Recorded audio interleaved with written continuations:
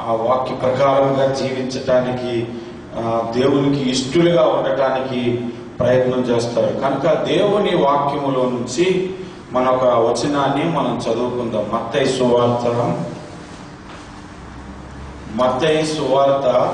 2వ అధ్యాయము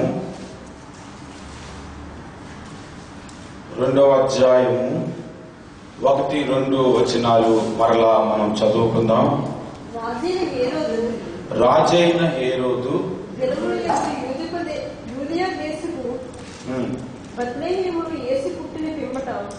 ఇదిగో తూర్పు దేశపు జ్ఞానులు యెరూషలేముకు వచ్చి, యూదుల రాజుగా పుట్టినవాడు ఎక్కడ ఉన్నాడు? తూర్పు దిక్కున మేము ఆయన నక్షత్రం చూచి ఆయనను పూజించుదామని చెప్పింది. చాలు. చూడండి, దేవుని వాక్యములో నుంచి కొన్ని విషయాలను మనం నేర్చుకుందాం. నేను కిందటి వారమే ఈ వచనాల్లో నుంచి కొన్ని సంగతులను మీకు తెలియపరిచాను. అనేకమైన సంగతులు ఆ వచనాల్లో నుంచి మనం నేర్చుకోవచ్చు. ఉదాహరణకు, ఈ విషయాలు ప్రతి ఆదివారం ధ్యానం చేస్తే మరలా ఈ క్రిస్మస్ నుంచి వచ్చే క్రిస్మస్ కలిసిపోతాం అన్నమాట. అన్ని సంగతులు నిజమేమంటారా? 2 వచనాలు చూపించి అన్ని సంగతులు చూపెడతావా అని అనుమానించవలసిన అవసరం ఏమీ లేదు. ఇప్పటికే చాలా సార్లు ఆ వచనాల మీద వాక్యాలను చెప్పి నేను చాలా రికార్డ్ చేసిన కూడా సీడీలు కూడా ఉన్నాయి. దయచేసి మనం గడిచిన వారంలో ఒక సంగతిని నేర్చుకున్నాం. యేసు ప్రభువు పరలోకములో ఒకసారి జన్మించారు, భూమి మీద ఒకసారి జన్మించారు. భూమి మీద జన్మించినప్పుడు నక్షత్రము జ్ఞానులను యేసు దగ్గరికి తీసుకెళ్ళినట్లుగా పరలోకములో ఉన్న యేసు దగ్గరికి ఆధ్యాత్మిక నక్షత్రాలు పరలోకానికి తీసుకువెళ్తాయి అని చెప్పారు. ఆ ఆధ్యాత్మిక నక్షత్రాలు ఎవరు అనే విషయాన్ని మనం ఆలోచిస్తే, సువార్త ఎవరైతే ప్రకటిస్తారో వారు నక్షత్రాలని దానియేలు గ్రంథం 12:3లో ఉందని చెప్పుకున్నాం. ఎవరైతే దేవుని వైపు అనేకులను త్రిప్పుదురో వారు నక్షత్రము వలె ప్రకాశిస్తారని, ఎవరైతే దేవుని వాక్యము చేత పట్టుకొని ఒక్కరి జనము మధ్యన బోధిస్తారో వారు జ్యోతుల వలె కనబడుదురని లేఖనము చెబుతుంది. 7 నక్షత్రములు చేతి పట్టుకున్నాడు కదా ప్రభు. ఆ 7 నక్షత్రములు 7 సంఘములకు దూతలని ప్రకటన గ్రంథములో ఉంది. కాబట్టి సంఘ కాపరి పరిపాలనలో ఏ విశ్వాసి అయితే ఉంటాడో ఆ విశ్వాసి పరలోకానికి వెళ్తాడని మనం కొన్ని సంగతులను నేర్చుకున్నాం. ఈ రోజు నేను మీకు నేర్పించాలనుకున్న అంశంలోని మాట ఏంటంటే, ఆయన నక్షత్రము చూచి. అది మనం గుర్తుపెట్టుకోవలసినటువంటి విషయం. వారు ఒక నక్షత్రమును చూసి వచ్చారంటే సరిపోతుంది కదా. ఆయన నక్షత్రం అన్నాడు. అక్కడ ఏమన్నాడు? ఆ నక్షత్రం ఎవరిది? ఆయనది. ఆయన నక్షత్రమును చూచి. నక్షత్రము అంటే విశ్వాసులందరూ కూడా నక్షత్రాలు. యేసును అంగీకరించి యేసులో గడుపుతున్న ప్రతి వ్యక్తులు వాస్తవమైపు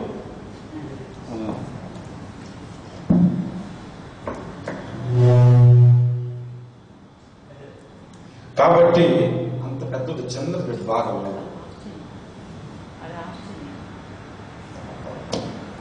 కాబట్టి మనం ఈ వాక్యములో నుంచి కొన్ని సంగతులను చూద్దాం. విశ్వాసులు నక్షత్రములతో పోల్చబడింది బైబిల్ గ్రంథములు. ఎక్కడ పోల్చబడింది? విశ్వాసులు నక్షత్రములతో ఎక్కడ పోల్చబడింది? మొట్టమొదటి విషయాన్ని నేను బైబిల్ గ్రంథంలో చూపెడతాను. ఆదికాండ గ్రంథము 37వ అధ్యాయము, చిన్న బిడ్డ 37వ అధ్యాయము 9-10 వచనాలు మనం చూద్దాం. అతడు ఇంకొక కల కని తన సహోదరులకు తెలియచేసి ఇదిగో నేను మరి ఒక కల కంటిని అందులో సూర్యచంద్రులు 11 నక్షత్రములు నాకు సాగిలపడుతున్నాయి అని అంటున్నారు. చూసారా? ఇజ్రాయేలీలు మొత్తం 12 మంది గోత్రాలు. 12 మంది గోత్రాల్లో 11 నక్షత్రాలు ఒక నక్షత్రానికి సాగిలపడుతున్నాయంట. అంటే ఇశ్రాయేలీలకు ప్రతినిధులుగా 12 మందిని నక్షత్రాలతో పోల్చాడు అంటే ఇజ్రాయేలీల జనాంగం అంతా నక్షత్రములు అని మనము చెప్పుకోవచ్చు. హల్లెలూయా. మరి శరీర సంబంధమైన ఇజ్రాయేలీలు నక్షత్రములైతే రోమిలకు రాసిన పత్రిక 2వ అధ్యాయం 28, 29 వచనాలలో మనం గమనిస్తే, బాహ్యమునకు యూదుడైన వాడు యూదుడు కాడు, అంతరంగమందు యూదుడైన వాడే యూదుడు. యూదుడు అనిపించుకోవటానికి వారికి సున్నతి ఆచారం ఉంది. అయితే ఆధ్యాత్మికమైన యూదుడు అనిపించుకోవడానికి హృదయ సున్నతి కావాలి. బైబిల్ చెబుతుంది. యూదుడు ఎవరని మనం ఇప్పుడు ధ్యానం చేసుకుంటే చాలా వచనాలు మళ్ళీ తిరగేసుకోవాలి. కాబట్టి ఆధ్యాత్మికముగా కూడా మనము ఇశ్రాయేలీలము, ఆధ్యాత్మికముగా కూడా మనము యూదులము. కాబట్టి మనము కూడా నక్షత్రములు. దేవునికి స్తోత్రం. రెండో విషయం, మనం నక్షత్రములు ఎలాగయ్యామో, నక్షత్రములతో ఎలాగ పోల్చుకోవచ్చో బైబిల్లోంచి రెండో విషయం, యోబు గ్రంథము 38వ అధ్యాయము 7వ వచనం చూద్దాం. యోబు గ్రంథము 37వ అధ్యాయము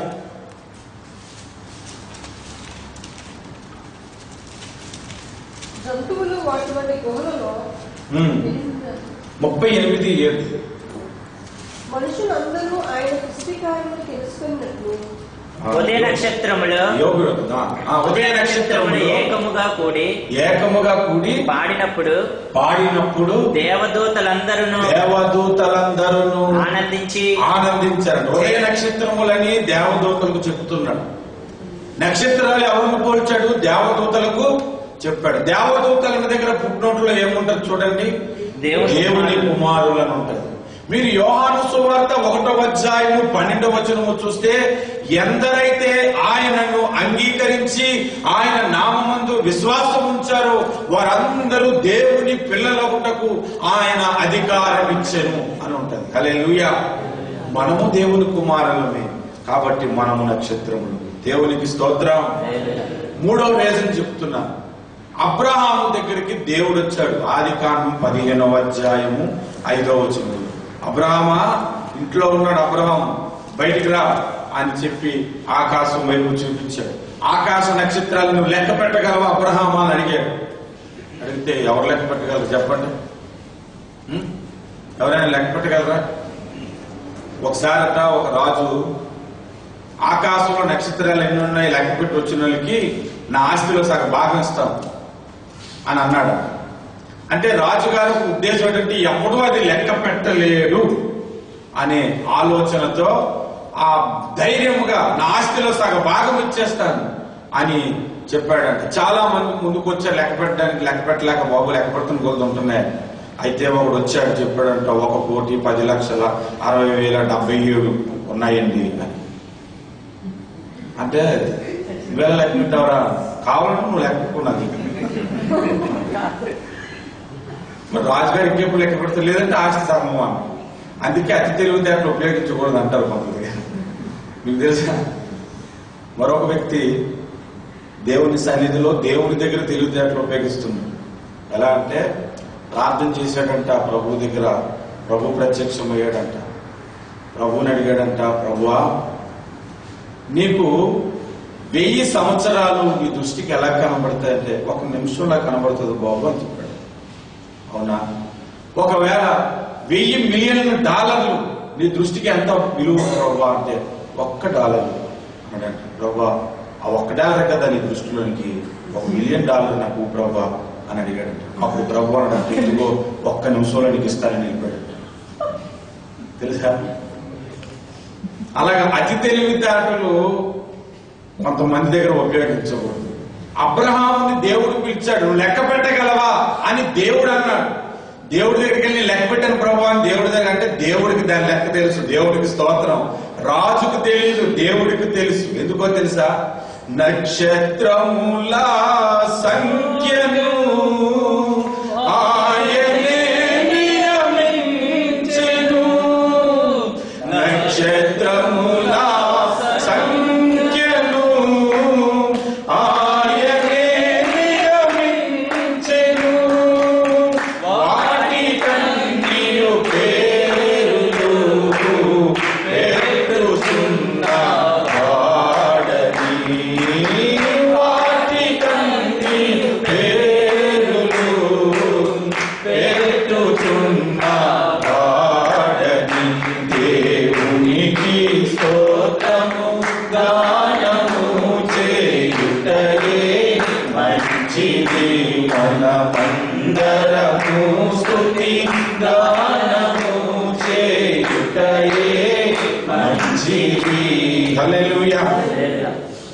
కాబట్టి అబ్రహాం పిలిచి నక్షత్రాలు లెక్క పెట్టగలవంటే అబ్రహాం లెక్క పెట్టలేకపోవాలి. అలా ఉంటుంది నీ సంతానం అని చెప్పాడు. ఎవరి సంతానము? అబ్రహాం సంతానం ఎలా ఉంటుంది? నక్షత్రముల వలె ఉంటుంది. ఇప్పుడు మీరు గలతీ పత్రిక 3వ అధ్యాయము 7వ వచనం మీరు తీసి చూస్తే, గలతీ పత్రిక 3వ అధ్యాయము 7వ వచనములో కాబట్టి విశ్వాస సంబంధులే అబ్రహాము సంతానం అని బైబిల్ చెబుతుంది. ఎవరైతే యేసుని విశ్వసించారో, ఎవరైతే దేవుని విశ్వసిస్తున్నారో వారు అబ్రహాము సంతానం అంట. అబ్రహాము సంతానం ఎలా ఉంటుందని చెప్పాడు దేవుడు. అందుకే నేను చెప్తుంది, విశ్వాసులందరూ నక్షత్రములకు పోలిక. కాబట్టి ఇప్పుడు మనం మత్తయి సువార్తలో ఆయన నక్షత్రమును చూచి జ్ఞానులు దేవుడి దగ్గరకు వచ్చారు. మీరందరూ దేవుణ్ణి నమ్ముకొని దేవుణ్ణి విశ్వసిస్తున్న వారైతే మిమ్ములను చూచి జ్ఞానులు కూడా దేవుని సన్నిధికి రావాలి, పామరులే కాదు. అది నా పాయింట్. అర్థమవుతుందా? అక్కడ మాట మనం గమనించండి. ఆయన నక్షత్రము అంటే ఆ నక్షత్రము ఎవరికి సంబంధించింది? యేసుకి సంబంధించింది. నేను ఒక విషయం అడుగుతాను, మనము యేసు వారమా కాదా? అవునా? యేసు మనవాడా?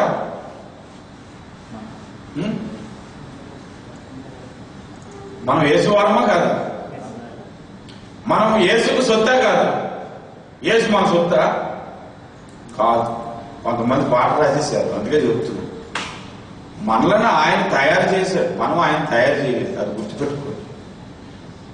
ఒక వస్తువు మనం తయారు చేసాము అంటే మనం చెప్పినట్లు వినాలని తయారు చేసుకుంటాం.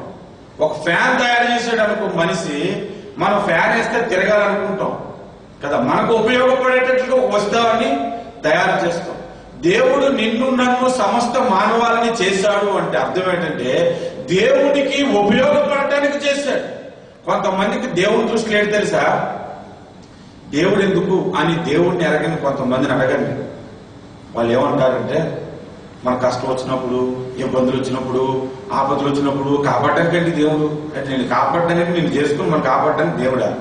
కాదు బాబు, అసలు నువ్వు దేవుని కొరకు పనిచేయటానికి దేవుడు అనేవాడు ఉన్నాడు, అతని గురించి ప్రకటించడానికి దేవుడు తన స్వరూపంలో నిన్ను చేస్తే నువ్వు ఒక స్వరూపాన్ని చేసుకుని పూజిస్తూ తప్పు చేస్తుంది కాక మరలా దేవుడు మన అవసరాలు తీర్చడానికని అన్ని బాడీ గార్డ్.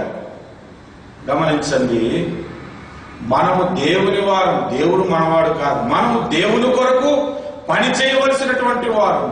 బైబిల్ గ్రంథంలో 1 పేతురు పత్రిక 2వ పేతురు పత్రిక 2వ అధ్యాయం 9వ వచనంలో ఆఖరి మాట చూస్తే, మీరు దేవుని సొత్తైన ప్రజలు అని ఉంటది. మన ఎవరు సొత్తు? దేవుని సొత్తు.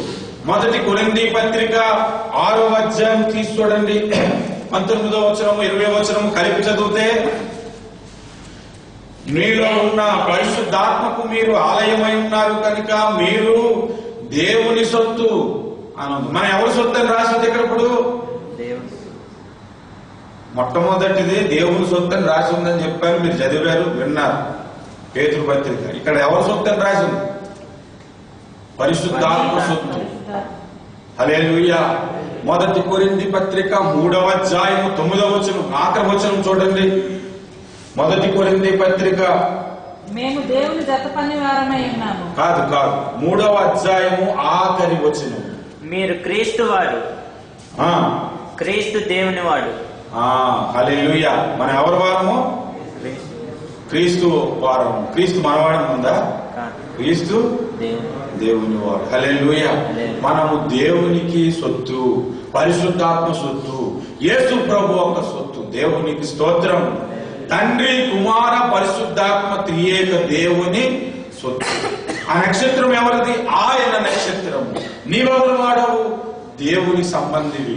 దేవుడు నిన్ను ఏర్పాటు చేసుకున్నాడు. దేవుడు నిన్ను ఎందుకు ఏర్పాటు చేసుకున్నాడు అంటే యేసు దగ్గరకు నువ్వు అనేకులను నడిపిస్తావని ప్రభు నిన్ను నన్ను ఏర్పాటు చేసుకున్నాడు. చాలా మంది క్రైస్తవుల్లో ఉన్న ఒక బలహీనత ఏంటంటే, నేను దేవుని సన్నిధికి వెళ్తున్నాను వస్తున్నాను అన్న సంగతే, ఆ కాన్సెప్ట్ మీదే బ్రతికేస్తారు కానీ జీవితాంతం నేను దేవుని కొరకు బ్రతకాలి, దేవుని సన్నిధికి నశించిపోతున్న ఆత్మలను తీసుకురావాలి అనే థాట్లోనికి రారు. క్రిస్మస్ చేస్తాం, వాళ్ళు క్రిస్మస్ చేయడానికి కేకులు తెస్తారు, అన్ని తెస్తారు. నేను ఒక వ్యక్తిని తేవాలనే సంగతిని మర్చిపోతాను. నీ కేకు కంటే, నువ్వు ఇచ్చిన డబ్బుల కంటే నీవు దేవుని పని చేయటం చాలా ప్రాముఖ్యం. హల్లెలూయా. క్రిస్మస్ అంటే ఏదో కేక్ కోసేసి హల్లెలూయా అని చెప్పుకొని, praise lord brother, happy Christmas brother అని, పిల్లలు బాగున్నారా, పాప అంతా బాగున్నారా అని కొత్త బట్టలు వేసుకుని వెళ్ళిపోయినాడు, క్రిస్మస్ చేసుకున్నాడు కాదు. ఒక్క సువార్త ఒకరిని ప్రకటించి ఒక వ్యక్తిని దేవుని సన్నిధికి నడిపించామంటే నిజమైన క్రిస్మస్ ఆ రోజు జరుపుకున్నాం. హల్లెలూయా. అది మనం నేర్చుకోవాలి. మనము దేవుని వారము అనే పాఠము ఆ నక్షత్రము ద్వారా నేర్పిస్తుంది. మొట్టమొదటి విషయం. రెండో విషయం చెప్తున్నాను, మీరు వినండి. ఆ నక్షత్రమును చూడగానే జ్ఞానులకు ఒక సంగతి అర్థమైంది. యూదా దేశములో యూదులకు రాజుగా ఒక వ్యక్తి పుట్టాడు, దైవ నరుడు పుట్టాడు అనే సంగతి అర్థమైంది. దేవునికి స్తోత్రం. ఎలా అర్థమైంది వాళ్ళకి? అయితే ఎవరైనా చెప్పు ఉండాలి, లేదా ఏదైనా గ్రంథము వారు చదివి ఉండాలి. అప్పుడే కదా అర్థమవుతుంది ఆ నక్షత్రాన్ని చూడగానే. కింద వారం చెప్పాను, ఆ నక్షత్రము ఎక్కడుంది? యేసు ఉన్న చోటన ఉందని మీకు చెప్పాను. మీరు బయటకు వెళ్ళిపోయి ఏదైనా నక్షత్రాన్ని చూడండి. మీ ఇంటి మీద ఉందని కరెక్ట్గా చెప్పగలరా? 500 కిలోమీటర్ల దూరం నుండి కూడా ఆ ఇంటి మీద కూడా ఉంటుంది ఆ నక్షత్రం. తెలుసా? ఈ నక్షత్రం అటువంటి నక్షత్రం కాదు, ప్రత్యేకమైన నక్షత్రం. ఏ ఇంటి మీద ఉందో గుర్తించగలిగిన ఎత్తులోనే ఉన్న నక్షత్రం అని కూడా చెప్పారు. కాబట్టి రెండవ పాఠం మనం ఏం నేర్చుకోవాలంటే, ఆ నక్షత్రము విశ్వాసులకు దారి చూపెడుతుంది. ఆ నక్షత్రము సర్వ మానవాళికి యేసు దగ్గరికి దారి చూపెడుతుంది. హల్లెలూయా, హల్లెలూయా. మనం యేసుని వెంబడించిన వారమైతే యేసు దగ్గరికి మార్గం మనం చెప్పాలి. యేసు నిజదేవుడైన సంగతిని మనం తెలియచేయాలి. హల్లెలూయా, హల్లెలూయా. కనుక మనము ఆ వచనంలో నేర్చుకోవాల్సింది క్రీస్తుకు సాక్షులుగా ఉండాలి. ఆ నక్షత్రం మనకి ఏం నేర్పిస్తుందో తెలుసా? మనము క్రీస్తుకు సాక్షులుగా బ్రతకాలి అనే పాఠాన్ని మనకు నేర్పిస్తుంది. ఆ నక్షత్రము సాక్ష్యం ఇచ్చింది, యేసు బెత్లెహేములో పుట్టాడని. ఆ నక్షత్రమును చూడగానే జ్ఞానులు ప్రయాణం చేశారు. మరి నీ సాక్ష్యం ఎక్కడుంది? నీవు సాక్ష్యం ఇస్తున్నావా? యేసు మనందరి కొరకు జన్మించాడనే సాక్ష్యం ఇస్తున్నావా? మనం కనీసం క్రిస్మస్ టైంలో కూడా కేక్ తినడానికైనా వస్తాను, కానీ సాక్ష్యం అవ్వాలనే సంగతి గుర్తుంటుంది. సాక్ష్యం అంటే ఈరోజు సాక్ష్యాలు అవ్వలేదని అన్న చెప్తున్నాను అనుకోకుండా దాని గురించి చెప్పట్లేదు. చాలా శ్రద్ధగా ఉంది. మనము క్రీస్తు కొరకు సాక్షులుగా బ్రతకాలి. బైబిల్ గ్రంథములో నుంచి ఒక వచనాన్ని మనం చదువుకుందాం. చూడండి, యోహాను సువార్త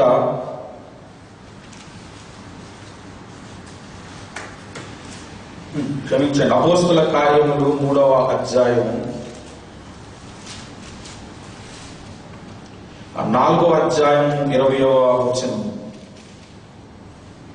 మేము కన్నవాటిని విన్నవాటిని చెప్పకై ఉండలేమని, మేము కన్నవాటిని విన్నవాటిని చెప్పకై ఉండలేమని వారికి ఉత్తరం ఇచ్చిరి. మేము కన్నవి మేము విన్నవి చెప్పకుండా ఉండలేమని చెప్పారు. అది ఏ సందర్భంలో చెప్పారు తెలుసా? అందరూ గుమ్ముకూడి వచ్చి మీరు యేసు ప్రభువుని గురించి ఎక్కడైనా చెబితే చంపేస్తాం అని బెదిరించారు.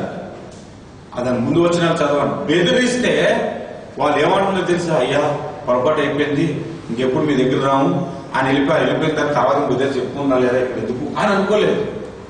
మేము కన్న వాటిని విన్న వాటిని చెప్పకుండా ఉండలేము, చంపేస్తామన్న సంగతి విన్న తర్వాత కూడా చెప్పడానికి సిద్ధపడి కలిగిన ఉన్నవాడే నిజమైన క్రైస్తవుడు. అతడే నిజముగా క్రీస్తు కొరకు ప్రకాశించే నక్షత్రం. హల్లెలూయా. నేను క్రైస్తవుడైన సంగతి తెలిస్తే ఆ పక్కన కూర్చొని భోజనం చేయడు అని ఆలోచించి కొంతమంది స్నేహం చేయరు. క్రైస్తవుడని చెప్పుకోవడానికి సిగ్గుపడతారు. బైబిల్ పట్టుకుని దేవుని సన్నిధికి వస్తే ఈ మాతలు దేవుడు నమ్ముకున్నారని నన్ను అంటారేమో. దేవుడు నిజమైన సంగతి తెలుసుకున్నా కూడా యేసు దగ్గరికి రాలేని దొంగ నక్షత్రాలు ఒకటి ఉంటారు. మీరు ఆలోచించండి. మనము క్రీస్తుకు సాక్షులుగా బ్రతకాలని ఆ నక్షత్రం మనకు తెలియపరుస్తుంది. ఇంకొక వచనం కూడా చూద్దాం. ఆ నక్షత్రంలో నుంచే మత్తయి సువార్తలో నుంచి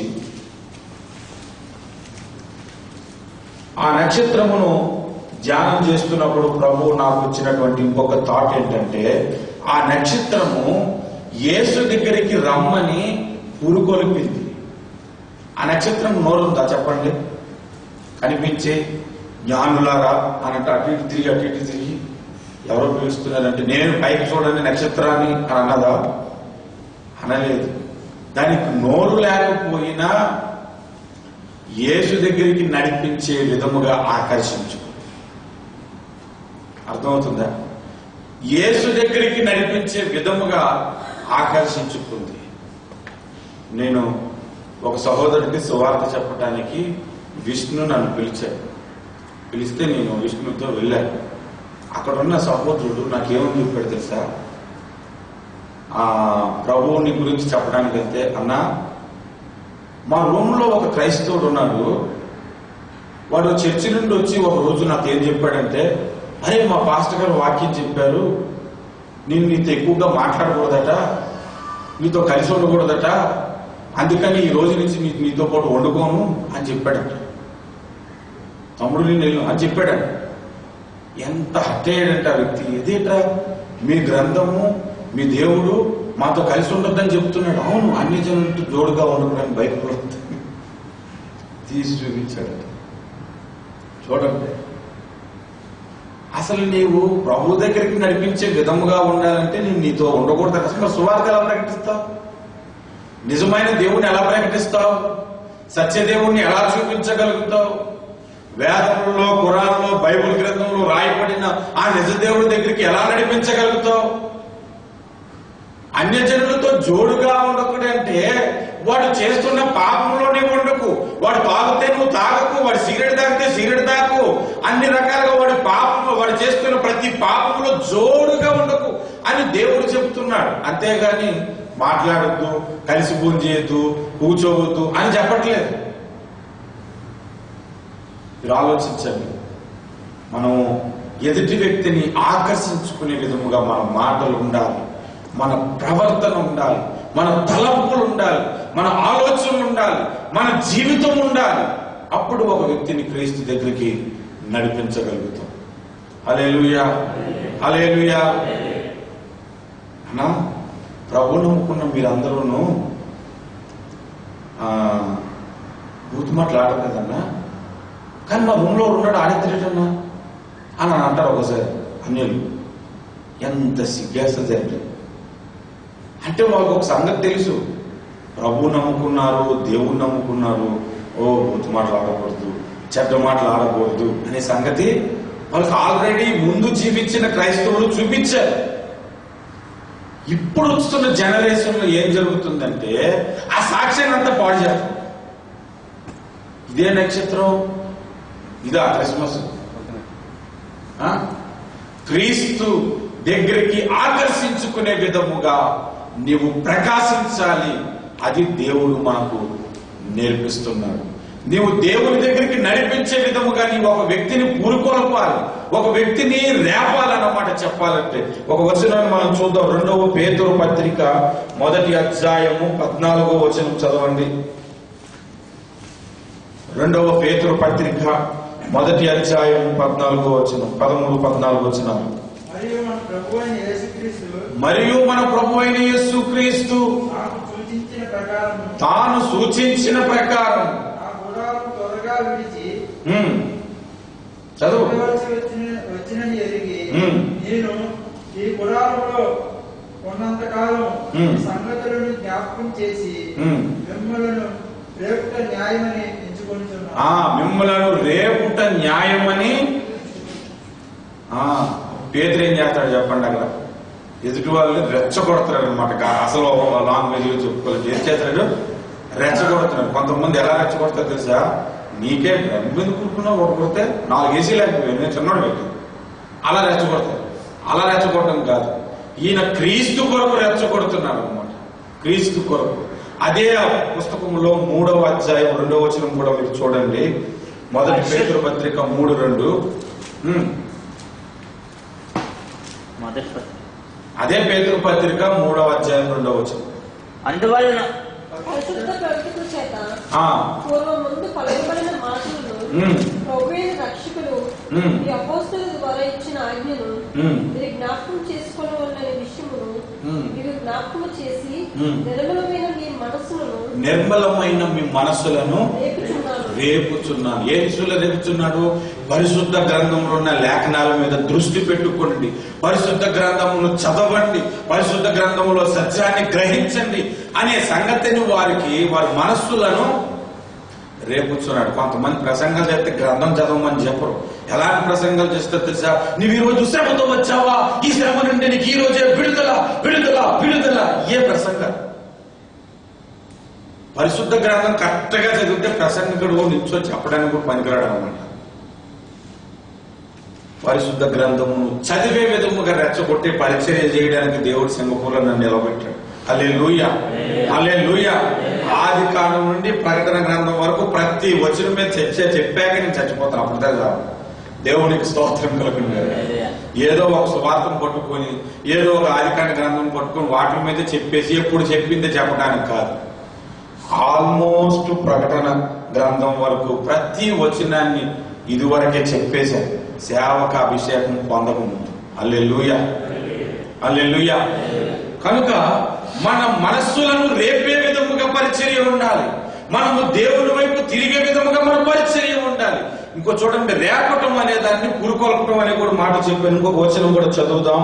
మీరు చూడండి, హెబ్రీయులకు రాసిన పత్రిక 10వ అధ్యాయం 24వ వచనం, 25వ వచనం.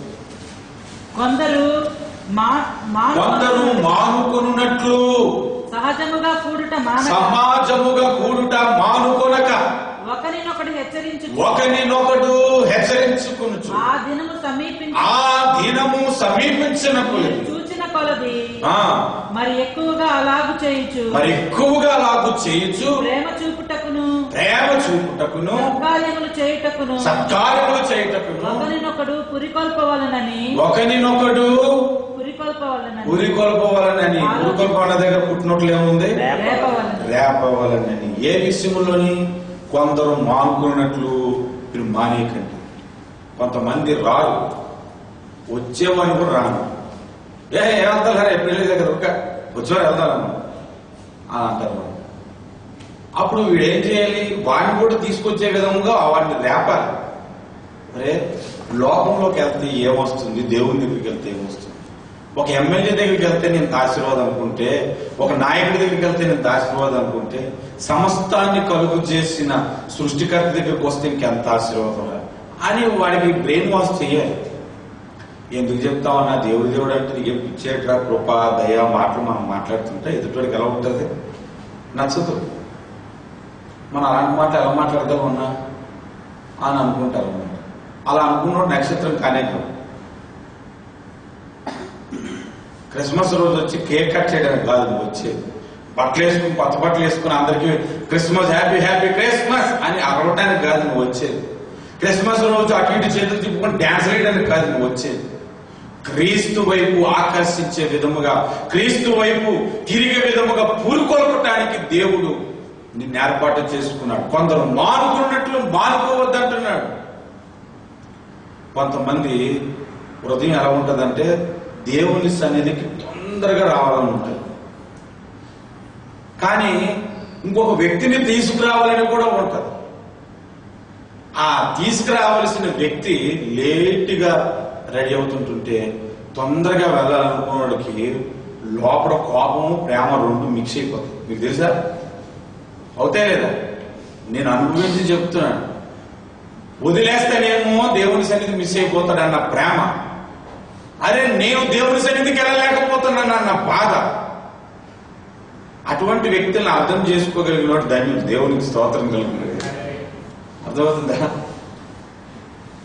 ఏదో ప్రసంగం చేస్తే ఆశీర్వాదం చెప్తే బాగుంది, ఇలాంటివన్నీ చెప్తే నచ్చదు. జి రాజారావు గారు ఒక మాట చెప్పారు, ఇప్పటికే అది ఒక 10-20 సార్లు చెప్పుకుంటారు. దేవుని సన్నిధికి వచ్చిన వారందరూ భక్తులు అని చెప్పలేము, కానీ దేవుని సన్నిధికి ఒకడు మానేశాడు అంటే వాడు భక్తిహీనుడని చెప్పొచ్చు. అర్థమైంది నేను చెప్పింది? మరలా రిపీట్ చేస్తాను. దేవుని సన్నిధికి వస్తున్న వారందరూ భక్తులని చెప్పలేము, వచ్చినా భక్తిహీనంగా ఉండొచ్చు. కానీ ఒకడు దేవుని సన్నిధికి రాలేదు కాబట్టి భక్తి పడడం మాత్రం చెప్పడానికి వీల్లేదు, ఖచ్చితంగా భక్తిహీనుడే. అంటే దానికి గ్యారంటీ చేసి చెప్పవచ్చు, దేవుని సన్నిధికి వచ్చినట్టు చెప్పలేము. కనుక కొందరు మానుకున్నట్లు మీరు మానుకొనుకుంటా ఉండటానికి కూరుకొలుపుతూ ఉండాలి, ప్రేమ చూపుతూ సహనంతో దేవుని సన్నిధికి తొందరగా వెళ్ళాలని మనం మాట్లాడాలి. ఒక వ్యక్తి అన్నాడు నా దగ్గర, ఏంటో నేను దేవుని సన్నిధికి చాలా కాలం వస్తున్నాను కానీ నాకు రావాల్సిన ఆశీర్వాదం ఇన్ టైంలో రావట్లేదన్నా, అది అనుకున్న టైం కంటే కొంచెం దూరం అయిపోతుందన్నా అని అంటున్నాడు. నేను బాగా గమనించాను, చాలా రోజుల నుంచి చర్చికి సరిగ్గా టైంకి రావట్లేదు. ఆ విషయాన్ని ఎలా చెప్పాలనుకున్నాను, మొత్తానికి ఆ రోజు దొరికాడు. మా అన్నాను ప్రభు అతనికి, మనం ఏది విత్తుతామో అదే కోస్తామన్నా, ఒకను కొట్టామనుకో ఇంకోటి చేతి అన్నులు తింటాం, అవునా? మనం బెండకాయ విత్తామనుకో బెండకాయ చెట్టే కదా వస్తుంది. మనం దేవుని సన్నిధికి ఆలస్యంగా వచ్చామనుకో మన ఆశీర్వాదము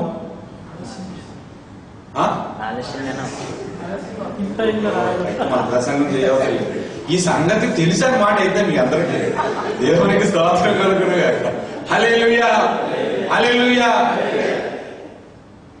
ఈ నక్షత్రంలో నేర్చుకోవాల్సిన ఇంకో పాఠం ఏంటో తెలుసా? ఒకసారి ఈ జ్ఞానులు తప్పిపోయి ఏ రోజు రాజు దగ్గరికి వెళ్ళిపోయారు. అప్పుడు నక్షత్రము మరలా వాళ్ళు తిరిగి వచ్చేంత వరకు అక్కడే ఉంది. ఎక్కడ ఉంది? మరలా వాళ్ళు వస్తారు, వాళ్ళని తీసుకొని వెళ్ళాలి. ఎంత ఓపిక అండి! ఒక వ్యక్తిని దేవుని సన్నిధికి నడిపించడం అంటే ఆసామాసం కాదు. ఒకసారి ఆ విషయం నాకు కుర్రాడు గురించి చెప్పాడు, ఒక అబ్బాయి గురించి. దేవుని సన్నిధికి ఒక వ్యక్తిని తీసుకురావడం కంట ఆ రూమ్కి వెళ్ళి అలా చేతులు కట్టుకుని ఉండిపోతాడు వచ్చేంత వరకు. అరే నువ్వు వంట చేసుకోవాలరా, ఈ పూటకు నేను రాను వెళ్ళంటే, నీకు భోజనమే కదా కావాలి, నేను తీసుకొస్తాను భోజనం డ్రా అంటాడట. ఇంకా గిన్నెలు తోముకొని వస్తానంటే, ఈ గిన్నెల గురించే కదా నువ్వు స్నానం చేసిరా, నేను నీ గిన్నెలు తోమేస్తాను అని గిన్నెలు తోమేశాడట. అది బాధపడలేక దేవుని సన్నిధికి వచ్చాడట. వచ్చిన 2 సంవత్సరాల తర్వాత సాక్ష్యం చెప్పాడు, అలా చేశాడు కాబట్టి నేను దేవుని సన్నిధిని అనుభవిస్తున్నాను. మీరు ఎంతమందిని క్రీస్తు దగ్గరికి ఆకర్షించే విధంగా జీవిస్తున్నారు? వాడు నిజమైన క్రైస్తవుడు, అతడే హ్యాపీ హ్యాపీ క్రిస్మస్ అని పాట పాడాలి. అర్థమవుతుందా? మేము చెప్పలేమన్నా, అంత టాలెంట్ మాకు లేదన్నా అంటే స్వార్థ కోటలు పెట్టి నాలంటి తీసుకురండి చెబుతారు. హల్లెలూయా, హల్లెలూయా. మిమ్మల్ని అందరినీ సెమీ క్రిస్మస్ ప్రిపేర్ చేస్తారని మీకు తెలుసో తెలియదు, మీకు అర్థమవుతుంది.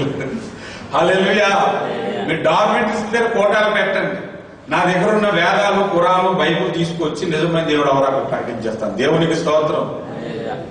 కనుక మనం క్రీస్తు దగ్గరికి ఆకర్షించే విధముగా మన జీవితం ఉండాలి. ఈ నక్షత్రంలో నేర్చుకోవాల్సిన ఇంకొక పాఠం ఏంటంటే, క్రీస్తు దగ్గరికి వాళ్ళని నడిపించే విషయంలో ఇది ఒక మాదిరి. అంటే మనము కూడా ఎలా ఉండాలి? ఒక మాదిరి జీవితం జీవించాలి. యేసు ప్రభు తన జీవితమును మాదిరిగా మనకు ఉంచి వెళ్ళిపోయాడంట. మానవులందరికీ మాదిరి జీవితమును ఉంచి వెళ్ళిపోయాడని బైబిల్ చెబుతుంది. దెస్సలోనికలో ఉన్న సంఘస్థులు మాసిదోనియా సంఘస్థులకు ఒక మాదిరికరమైన జీవితము జీవించారని బైబిల్ చెబుతుంది. అంటే ఒక సంఘము మరొక సంఘానికి మాదిరికరమైన జీవితము, మాదిరికరమైన పరిచర్య జరిగించింది. మనము కూడా మన పరిచర్య మరొక సంఘాన్ని పూరుకొల్పే విధముగా పరిచర్యలో ఉండాలి. హల్లెలూయా. ఈ నక్షత్రము ఒక మాదిరి. నేను చాలా పాయింట్లు చెప్తున్నాను, మీరు వింటున్నారు లేదు? క్రీస్తు దగ్గరికి ఆకర్షించే విధముగా ఉండాలి, క్రీస్తు దగ్గరికి నడిపించే విధముగా ఉండాలి, క్రీస్తుని కొరకు సాక్ష్యం ఇచ్చే విధముగా ఉండాలి. క్రీస్తుకు మాదిరిగా మనము జీవించాలి. ఎందుకంటే మనము ఆయన నక్షత్రములో. మీరు క్రీస్తు కొరకు ఇటువంటి జీవితం జీవించలేదనుకో, ఆయన నక్షత్రం అని మిమ్మల్ని ఎందుకంటారు? మీరు దేవుని సొత్తు ఎందుకు అవుతారు? పరిశుద్ధాత్మ సొత్తు ఎందుకు అవుతారు? మీరు ఎలాగ దేవునికి ఇష్టలు అవుతారు? ఎలాగ మీరు క్రీస్తు వారు అవుతారు? ఆలోచిస్తున్నారా? చివరి మాట వినండి. మత్తయి సువార్త 2వ అధ్యాయము 10వ వచనం.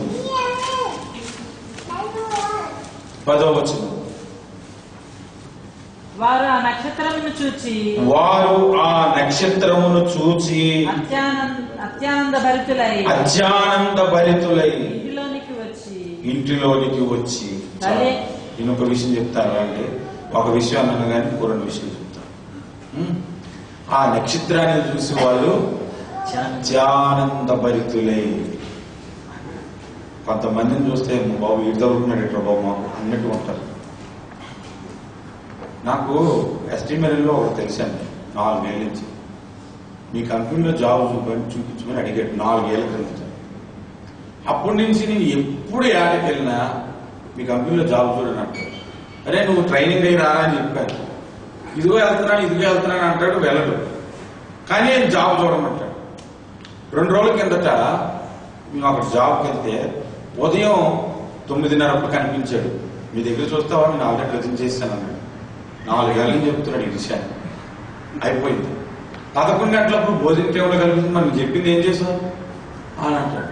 నేను చెప్పింది చేయట్లేదండి. అరే నువ్వు ట్రైనింగ్కి వెళ్ళరా, సర్టిఫికెట్లు తెచ్చుకో, ఎన్ఐటి సర్టిఫికెట్ అంటే అది చేయట్లేదు 4 సంవత్సరాల నుంచి. సాయంత్రం మళ్ళీ వెళ్ళిపోయేటప్పుడు కనిపించాడు, గుర్తుంచుకో మర్చిపో అని అంటాడు. మళ్ళీ 4 ఏళ్ళ నుంచి చెప్తున్నాడు. నాకు అర్థమైపోయింది ఏంటంటే, ఎన్ని చెప్పినా అర్థం కాదంటే అలాగే అన్నింటికి ఇంకొకటి సరే నువ్వు సర్టిఫికెట్ పంపించేస్తే నేను చేసేస్తానా, ఇంకా అలా అలవాటు చేసుకున్నాను. ఈ రోజు ఉదయం కూడా క్యాంటీన్లో ఉదయాన్నే 5 గంటలకు ఉదయం జాబ్కి వెళ్తే క్యాంటీన్ దగ్గర టిఫిన్ చేయడానికి వచ్చాను. టీ పట్టుకుని వచ్చాడు నా దగ్గరికి. ఎందుకంటే మనం మాట్లాడితే వినాలి కదా. నీకే అన్నా టీ అన్నాడు. నాకు కుదిరా టీ అంతే. టీ పెట్టి కూర్చున్న తర్వాత మరి బాగా ఆలోచించి ఫిబ్రవరి అన్ని నాది లాస్ట్ డేట్ అన్నమాట.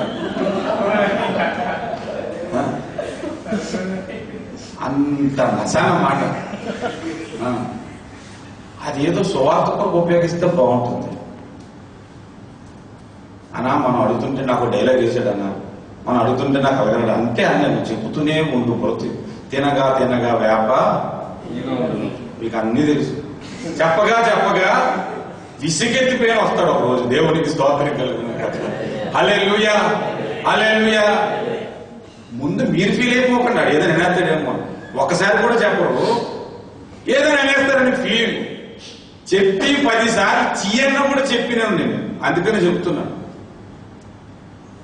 నేను నా భార్య డార్మెటరీస్ దగ్గర సువార్త ప్రకటించిన రోజులు ఉన్నాయి. మీరు ఎప్పుడైనా చూడండి, ఆడవాళ్ళు తీసుకురా, నేను తీసుకొని వచ్చాను. నేను నా భార్య కంటే పక్కన ఉన్న డార్మెటరీలో సువార్త చెప్పడానికి వస్తే ఒకటి నా మీద కొట్టడానికి లేచాడు కూడా. పక్కన నా భార్య కూడా ఉంది. క్రీస్తు కొరకు ఒక చెంపదెబ్బ తినలేదండి, నీ కొరకు అన్ని కొరడ దెబ్బలు తిన్నాడు. బలి అయినా గొర్రెగా పాపమునంతటిని మోసి తీర్చితివే. బలి అయినా గొర్రెగా పాపమునంతటిని మోసి తీర్చితివే.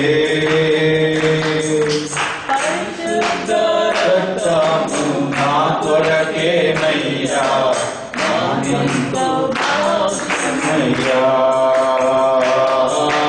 పరిశుద్ధ రక్తము నా కొరకేనయ్యా. నాకెంతో భాగ్యమయ్యా. పరిశుద్ధుడా పరమాత్ముడా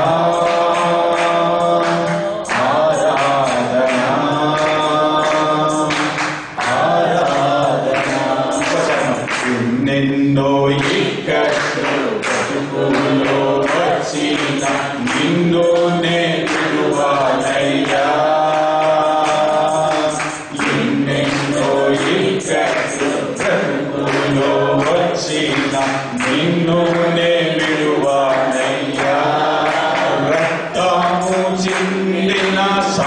సాక్షిగా నుండు నిశ్చయం నిశ్చయమే. ఎంతమంది చెప్తున్నారు మాట?